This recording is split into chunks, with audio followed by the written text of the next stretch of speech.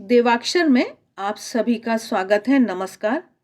आइए सुनते हैं गीता की भूमिका पर स्वामी आत्मानंद जी का तीसरा प्रवचन। जैसा कि आप सभी को विदित है कि गीता तत्व चिंतन, जो कि महाराज के गीता पर प्रवचनों पर आधारित पुस्तक है, उससे यह अंश लिया गया है और पहले 2 प्रवचनों को हम प्रस्तुत कर चुके हैं। आशा है आपने देखे होंगे। उनकी प्लेलिस्ट डिस्क्रिप्शन बॉक्स में है। यदि आप चैनल पर पहली बार आए हैं तो चैनल को सब्सक्राइब करें, मित्रों के साथ शेयर करें। आइए सुनते हैं गीता की भूमिका पर स्वामी आत्मानंद जी का तीसरा प्रवचन। गीता का कर्म योग। महाराज कह रहे हैं कि हमने देखा कि गीता का कर्म योग इस बात पर जोर देता है कि ईश्वर पर विश्वास करो और अपने जीवन की समस्त प्रेरणाओं का उत्स अर्थात स्रोत उसी को मानो। पूरी शक्ति के साथ हाथ का काम करो, पर फल का अधिकार स्वयं ना लो। जिसका है उसी के पास रहने दो। कर्म करने का अधिकार तुम्हारा है और फल देने का अधिकार ईश्वर का है। इस क्रम को उल्टा ना होने दो। क्रम उलट जाए तो सारी विपत्ति है और हम में से अधिकांश के जीवन में यह क्रम उल्टा रहता है। कर्म करने का अधिकार हम ईश्वर को दे देते हैं और स्वयं निठल्ले पड़े रहते हैं। कहते हैं कि ईश्वर की मर्जी हो तो वह करा लेगा, परंतु फल के लिए हम आग्रहवान होते हैं। इससे संतुलन बिगड़ जाता है और योग सिद्ध नहीं हो पाता। तो हम क्या करें? क्रम को किसी भी प्रकार उलटने ना दें। जब कर्म करें तो पूरी तत्परता और कुशलता के साथ, यह मानकर कि कर्म करने का पूरा अधिकार हमारा है, पर फल के संबंध में सारी चिंता ईश्वर पर छोड़ दें। ईश्वर से कहें कि तुम ही कर्म फल प्रदाता हो, तुम ही कर्म का फल देने वाले हो, तुम्हारी जो मर्जी हो करो, हमें तुम्हारा किया हुआ सब मंजूर है। यही उचित दृष्टिकोण है। भगवत गीता के दूसरे अध्याय के 47वें श्लोक में भगवान कहते हैं, कर्मण्येवाधिकारस्ते मा फलेषु कदाचन मा कर्म फल हेतुर्भु माते संगोस्त्व कर्मणि। अर्थात तेरा अधिकार कर्म करने में ही है, फल में कभी नहीं। तू कर्म फल का हेतु मत बन। अकर्म के प्रति तेरा लगाव ना हो। भगवान श्री कृष्ण अर्जुन से कहते हैं कि तू कर्म फल का हेतु मत बन। इस कथन का क्या तात्पर्य है? मनुष्य कर्म तो करता है, पर उसके फल का हेतु भी स्वयं बन जाना चाहता है। मनुष्य स्वयं यदि कर्म फल को प्राप्त करने का कारण बन जाए तो वह कर्म से बंध जाता है। कोई वस्तु हमें कब बांधती है? जब उसकी चाह हम में होती है तब। कर्मफल हमें कब बांधता है? जब हम उसके लिए आग्रहवान होते हैं तब। गीता कहती है कि कर्म का फल तो कर्म के अटल सिद्धांत से तुम्हें मिलेगा ही। तुम्हें इसके लिए कारण बनने की आवश्यकता नहीं। जो चीज तुम्हें स्वयं होकर मिलने वाली है, उसके लिए छीना झपटी क्यों? कर्म फल का हेतु तो कर्म में निहित अपूर्व नामक शक्ति है। तुम इस अपूर्व का स्थान लेकर क्यों कर्म पाश में बंधना चाहते हो? यह एक नया दृष्टिकोण है जो गीता से प्राप्त होता है। कर्म करो पर फल के प्रति लगाव ना हो। हम कर्म फल का कारण ना बने और अकर्म से भी दूर रहें। मनुष्य सोच सकता है कि जब मुझे कर्मफल से कोई प्रयोजन नहीं है तो कर्म फिर करूं ही क्यों? इसलिए गीता माता कहती है कि नहीं, कर्म करने का प्रयोजन है।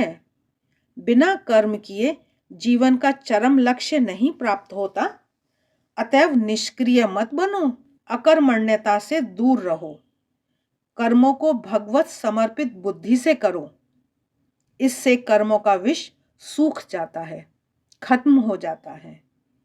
कर्मों में स्वाभाविक रूप से रहने वाली बंधन शक्ति खत्म हो जाती है। यही कर्म करने का कौशल है, यही योग है। क्योंकि योग को कर्म करने का कौशल कहा गया है। योगः कर्मसु कौशलम। श्री रामकृष्ण देव से भक्तों ने पूछा, महाराज, योग को कर्म की कुशलता कहा है, इसका क्या मतलब? श्री रामकृष्ण देव ने उत्तर में 2 उदाहरण दिए। कटहल काटने की कुशलता किस में है?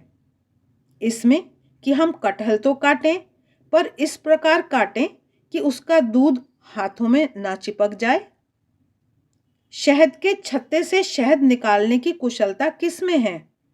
इसमें कि हम शहद तो निकालें, पर मधुमक्खियां हमें काट ना खाएं। इसी प्रकार कर्म करने की कुशलता इसमें है कि हम कर्म तो करें, पर कर्मों के स्वभाव से जो बांधने की शक्ति है वह हमें लपेट न ले।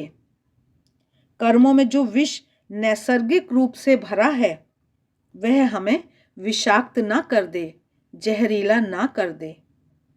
यही योग शब्द का तात्पर्य है। योगः कर्मसु कौशलम तथा समत्वम योग उच्यते। इन दोनों परिभाषाओं का यही मिला जुला अर्थ है। आगे महाराज चर्चा कर रहे हैं स्वधर्म का पालन। अर्जुन को भय हो रहा था कि युद्ध रूपी घोर कर्म करने से वह पाप का भागी होगा। वह भूल गया कि युद्ध उसका स्वधर्म है और स्वधर्म के पालन से पाप नहीं होता। उसका चित्त मोह से घिर गया था। वह स्वजनों की आसक्ति में पड़कर, या यह भी संभव है कि हार जाने की संभावना देखते हुए युद्ध कर्म से निवृत्त होकर जंगल चला जाना चाहता था।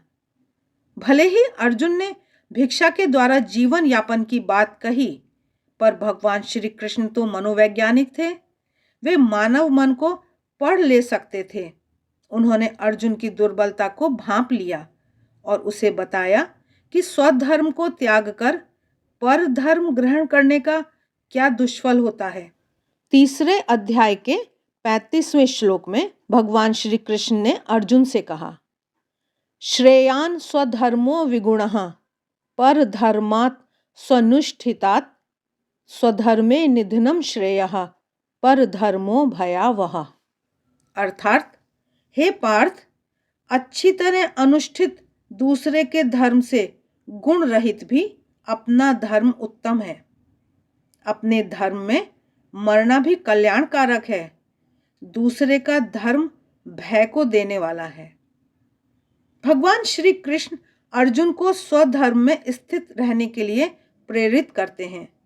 दूसरे का धर्म ऊपर से कितना भी आकर्षक क्यों न दिखता हो, पर जो हमारा स्वभाव प्राप्त कर्तव्य कर्म है उसे छोड़कर दूसरे के धर्म को स्वीकार करने से बाद में बड़ी हानि होती है। स्वधर्म भले ही विगुण और नीरस प्रतीत होता हो, पर यदि उसका अनुष्ठान योग की भावना से किया जाए तो वही हमारे लिए कल्याणकारी सिद्ध होता है। कारण यह है कि स्वधर्म सहज होता है, हमारी प्रकृति के अनुकूल होता है, और परधर्म आकर्षक दिखने पर भी मुश्किल होता है। स्वधर्म में यदि कोई दोष भी दिखे तो उस दोष का मार्जन करते हुए उसका अनुष्ठान करना चाहिए। संसार में ऐसा कोई कर्म नहीं जो पूरी तरह निर्दोष हो। कर्म में गुण दोष दोनों रहते हैं। गीता के 18वें अध्याय के 48वें श्लोक में भगवान कहते हैं, सहजम कर्म कौन्तेय सदोषम अपि न त्यजेत सर्वारंभा ही दोषेण धूमे नाग्नि रिवावृताः। अर्थात, हे कौन्तेय, जो स्वभाव प्राप्त कर्म हैं उनमें दोष दिखने पर भी उनका त्याग नहीं करना चाहिए। जैसे आग के साथ हरदम धुआं लगा ही रहता है, वैसे ही सभी कर्म किसी न किसी दोष से युक्त रहते ही हैं। यदि मनुष्य सोचे कि मैं केवल निर्दोष कर्म करूंगा, तो भले ही वह सारी दुनिया में चक्कर लगा ले, उसे निर्दोष कर्म ढूंढे नहीं मिलेगा। अर्जुन को हठात युद्ध में दोष दिखा। युद्ध उसका स्वभाव प्राप्त कर्म था, स्वधर्म था। स्वधर्म में दोष दर्शन करने के कारण वह विचलित हो गया और स्वधर्म को छोड़कर भिक्षा द्वारा जीवन यापन करने की बात कहने लगा। बाद में उसे संन्यास धर्म बड़ा आकर्षक लगने लगा और वह उस पर धर्म को अंगीकार करने की बात कहने लगा। अर्जुन नहीं समझ सका कि उसकी इस मानसिक रुझान के पीछे कायरता और मनोदौर्बल्य, मन की दुर्बलता कार्य कर रहा है। नहीं समझ सका कि परधर्म उसके विनाश का कारण होगा और हठपूर्वक यदि वह उसे अंगीकार कर लेगा तो इतो नष्टः उतो भ्रष्टः वाली कहावत चरितार्थ हो जाएगी। पर भगवान कृष्ण यह समझते थे, इसीलिए उन्होंने अर्जुन को फटकारा। गांडीवधारी अर्जुन को क्लीव कहा, नपुंसक कहकर पुकारा, उसे परधर्म की भयावहता बतलाई और स्वधर्म में स्थित रहने पर बल दिया। स्वधर्म का तात्पर्य किसी संप्रदाय से नहीं है। स्वधर्म का मतलब हिंदू धर्म, ईसाई धर्म, इस्लाम धर्म आदि से नहीं है। प्रत्येक व्यक्ति का अपना एक अलग और विशेष धर्म होता है। उसका यह धर्म उसके संस्कारों पर, उसकी जन्मजात अभिरुचियों पर आधारित होता है। मान लें कि एक माता पिता की 10 संतानें हैं, तो इनमें से प्रत्येक संतान का स्वधर्म दूसरे के स्वधर्म से भिन्न होगा। स्वधर्म का पथ लाइन ऑफ लीस्ट रेजिस्टेंस, सबसे कम अवरोध वाला पथ होता है। स्वधर्म के अवलंबन से मनुष्य की प्रगति अपेक्षाकृत शीघ्र होती है। अपनी जन्मजात अभिरुचियों और मानसिक रुझान के माध्यम से मन को ईश्वर की ओर मोड़ने का अभिक्रम करना स्वधर्म कहलाता है। स्वधर्म पालन का प्रयोजन है मन को ईश्वराभिमुखी बनाना, भगवान की तरफ मुड़ना। कुछ परिस्थितियों के कारण अचानक जब हमारी वृत्तियां स्वधर्म पालन को छोड़कर पर धर्म की ओर मुड़ने लगती हैं, तब उसे स्वधर्म त्याग कहते हैं। शनैः शनैः, धीरे धीरे अभिरुचि में परिवर्तन और उन्नयन हो सकता है। संभव है जब मैं छोटा था तब मेरी रुचि किसी विशेष दिशा में थी। धीरे धीरे मानसिक विकास के साथ मेरी रुचि में भी परिवर्तन होता गया। तो कह सकते हैं कि मेरा स्वधर्म भी मेरे मानसिक विकास के अनुरूप बदलता गया। इसे स्वधर्म त्याग नहीं कहते, यह तो मानो क्रमिक रूपांतरण है, विकास है। तब स्वधर्म त्याग का क्या मतलब है? यदि मैं हठात किन्हीं कारणों से अपने स्वधर्म को एकदम छोड़ दूं और परधर्म अपना लूं, ऐसा परधर्म जिसमें मेरी पहले कभी आस्था नहीं थी, तो वह स्वधर्म त्याग कहलाता है। अर्जुन स्वधर्म को छोड़ना चाहता था। युद्ध के पूर्व तक अर्जुन ने यही कहा था कि वह दुर्योधन को देख लेगा, कर्ण से निपट लेगा और दुशासन को मजा चखा देगा। उसने इससे पूर्व कभी भी संन्यास की बात नहीं कही थी। भगवान श्री कृष्ण ने कभी अर्जुन के मुंह से वैराग्य की बातें नहीं सुनी थी। अर्जुन ने हमेशा अपने धनुष गांडीव की सराहना की थी। उसे अपने भुजबल पर गर्व था। अपने धनुष गांडीव की टंकार ही उसका जीवन था। जिस समय उसने भगवान कृष्ण से रथ को दोनों सेनाओं के बीच में ले जाने को कहा, तब भी उसमें क्षत्रियोचित शौर्य कार्य कर रहा था और उसने अभिमान पूर्वक गीता के प्रथम अध्याय के 22वें श्लोक में भगवान कृष्ण से कहा भी था, यावदेतान् निरीक्षेऽहं योद्धु कामानवस्थितान् कैर्मया सह योद्धव्यम अस्मिन् रण समुद्यमे। अर्थात मैं उन लोगों को देख लेना चाहता हूँ जो लड़ाई की कामना से यहाँ खड़े हैं तथा जिनसे इस रण उद्योग में मुझे युद्ध करना है। जरा अर्जुन के इस वाक्य पर तो ध्यान दीजिए।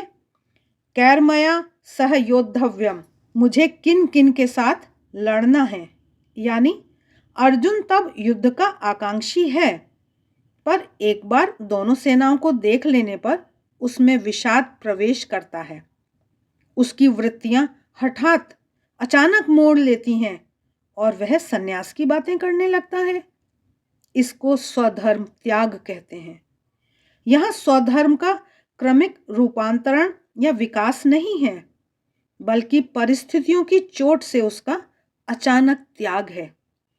ऐसा त्याग मानसिक मोह के कारण हुआ करता है। इसीलिए भगवान कृष्ण परधर्म को भयावह कहते हैं। मानसिक मोह की अवस्था में होने वाले कार्य भयावह की ही श्रेणी में आते हैं। अर्जुन इसी मोह से आक्रांत हुआ था और अपने स्वधर्म में दोष देख रहा था। भगवान श्री कृष्ण उसे समझाते हुए कहते हैं, पार्थ, संसार के सारे कर्म किसी न किसी दोष से युक्त हैं। दोष और कर्म का परस्पर संबंध धुएं और आग के समान है। कोई दोष दिखा इसलिए स्वभाव प्राप्त कर्म को छोड़ नहीं देना चाहिए। तू अपना कर्तव्य कर्म कर, अपने स्वधर्म का पालन कर। इसमें जो दोष तुझे दिखाई देता है उससे छुटकारे की विधि तुझे बताए देता हूं।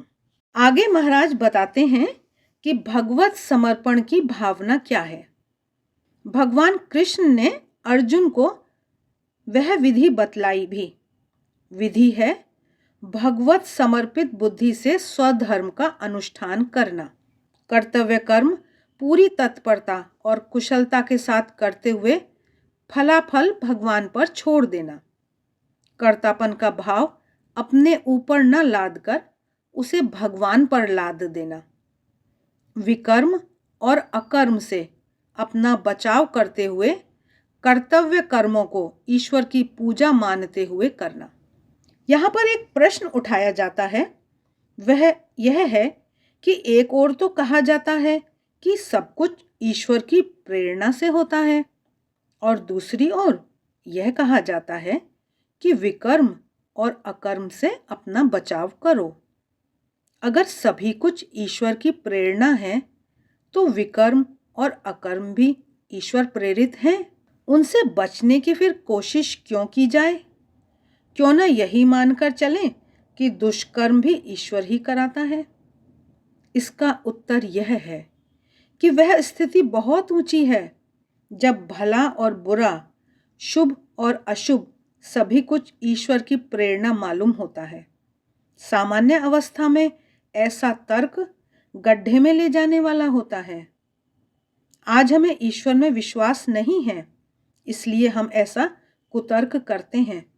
यदि वास्तविक रूप से हम ईश्वर में विश्वासी हो जाएं, तो इस प्रकार के गलत तर्क हमें पीड़ित नहीं करेंगे। आज जीवन में जितने क्लेश हैं वे नासमझी के कारण पैदा होते हैं। एक समय आएगा जब हम आध्यात्म की डगर में आगे बढ़ जाएंगे और ऐसी अवस्था को प्राप्त कर लेंगे जब अशुभ भी भगवान की ही प्रेरणा मालूम पड़ेगा। तब वृक्ष की एक पत्ती का हिलना भी ईश्वर प्रेरित जान पड़ेगा। पर यह हमारी आज की स्थिति में सत्य नहीं है। आज हम साधना की स्थिति में हैं, राहगीर हैं। आज हमारी भावना कैसी हो?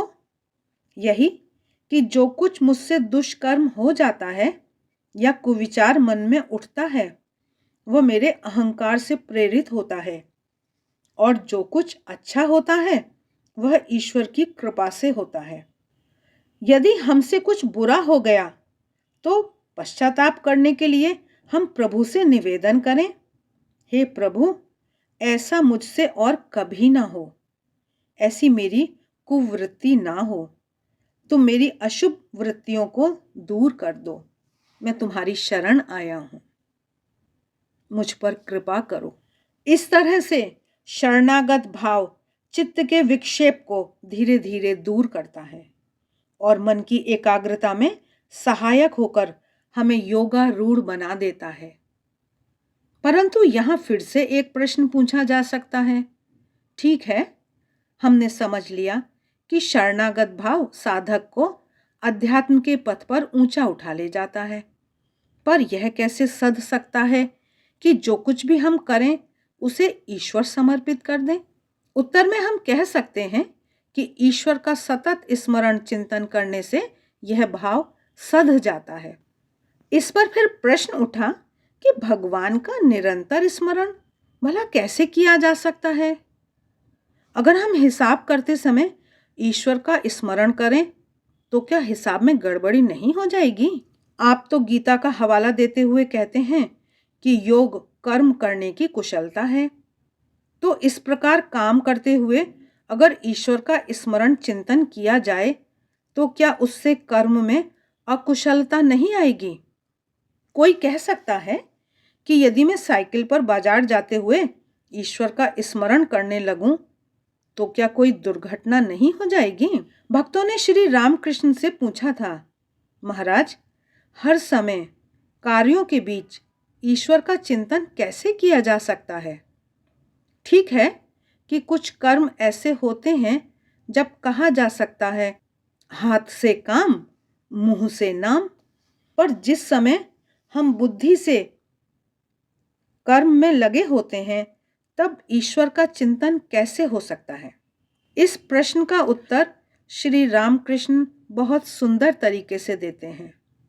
दांत की पीड़ा का उदाहरण देकर स्मरण के रहस्य को खोल देते हैं। जब दांत की पीड़ा होती है तो वह मानो मन के एक भाग को पकड़ लेती है। मन का वह भाग हर दम दांत की पीड़ा में पड़ा रहता है। बाजार जाते, ऑफिस में काम करते, घर में बैठते बोलते, सब समय दांत की पीड़ा का अनुभव होता रहता है। उसी प्रकार अभ्यास के द्वारा मन को भगवान के चरणों में इस प्रकार लगा देना चाहिए कि उनका स्मरण अंतः प्रवाह के समान मन के भीतर सदैव बहता रहे। मन की ऐसी अवस्था दीर्घकाल व्यापी अभ्यास से सिद्ध होती है। श्री रामकृष्ण जैसा कहते थे, जब संसार के काम करो तो एक हाथ से भगवान के चरणों को पकड़े रहो और दूसरे हाथ से काम करो। जब काम समाप्त हो जाए तो वह दूसरा हाथ भी भगवान के चरणों में लगा दो। यही सतत स्मरण का रहस्य है। हर कर्म के प्रारंभ और अंत में श्री प्रभु की कृपा का स्मरण करो। बीच में अवकाश मिलने पर मन को पुनः उनमें लगा दो। हिसाब के पहले और अंत में श्री भगवान का चिंतन कर लो। हिसाब के बीच में कलम रखकर फिर से भगवान की कृपा का स्मरण कर लो। इससे ईश्वर का सतत स्मरण सधता है और कर्म पहले की अपेक्षा अधिक कुशलता से किया जाता है। एक सन्यासी हिमालय के रास्ते पर ऊपर चढ़ रहे थे। बीच में उन्हें ठोकर लगी और वे कह उठे, भगवान, इस क्षण तुम्हारी विस्मृति हो गई थी, इसीलिए मुझे ठोकर लगी। कैसी अच्छी बात है। संसार में ठोकर तब लगती है जब हम ईश्वर को भूल जाते हैं। ईश्वर का चिंतन स्मरण हिसाब में गड़बड़ी नहीं पैदा करता, कार्य की क्वालिटी को खराब नहीं करता, बल्कि उसे उत्तम बनाता है। जो व्यक्ति कह रहा था कि साइकिल पर बाजार जाते समय भगवान का स्मरण करने से क्या टक्कर नहीं हो जाएगी, उससे पूछा जाए कि क्या सारे समय तुम साइकिल के चक्के को देखते रहते हो? क्या तुम्हारा मन इधर उधर कहीं नहीं जाता? देखा जाए तो इस व्यक्ति का मन संसार में सर्वत्र चक्कर काट रहा है और ईश्वर का चिंतन करने के लिए कहने पर वह दुर्घटना होने की दलील देता है। जो व्यक्ति हिसाब कर रहा है उसका भी मन जाने कहां कहां भटकता रहता है। तात्पर्य यह है कि ये दलीलें बेकार हैं। मन पर अगर अभ्यास द्वारा संस्कार डाले जाएं तो हम हमेशा ईश्वर का स्मरण करने में सफल हो सकते हैं। एक समय मुझे ठोकर लगी और चोट के कारण मैं लंगड़ाकर चलने लगा। 2 दिन बाद मैंने सपना देखा। सपने में भी मैं लंगड़ा लंगड़ा कर चल रहा था। अब देखिए, चोट जैसी एक सामान्य क्रिया ने मन पर इतना संस्कार डाल दिया कि स्वप्न में उसी के अनुसार क्रिया होने लगी। तो अगर हम जानबूझकर मन पर समर्पण के संस्कार डालते रहे तो ईश्वर के प्रति समर्पण भाव की एक अंतः सलीला मन में से बहना क्यों संभव ना होगा। इस अभ्यास को ही साधना कहते हैं। यही योग है जिसका उपदेश गीता करती है। यही रसायन है जो कर्म के विष को सोख लेता है और कर्म से लगने वाले बंधन को छिन्न कर देता है। तो अगर हम जानबूझकर मन पर समर्पण के संस्कार डालते रहें तो ईश्वर के प्रति समर्पण भाव की एक सतत धारा मन में बहना शुरू हो जाती है। इस अभ्यास को ही साधना कहते हैं। यही योग है जिसका उपदेश गीता करती है। यही रसायन है जो कर्म के विष को सोख लेता है और कर्म से लगने वाले बंधन को छिन्न कर देता है। आशा है आपको यह प्रवचन अच्छा लगा होगा। देवाक्षर को सब्सक्राइब करें, मित्रों के साथ शेयर करें। आगे आने वाले समय में भी हम इस प्रवचन की धारा को क्रमबद्ध रूप से प्रस्तुत करते रहेंगे। मिलते हैं फिर, तब तक देखते रहिए देवाक्षर। आप सभी का बहुत बहुत धन्यवाद।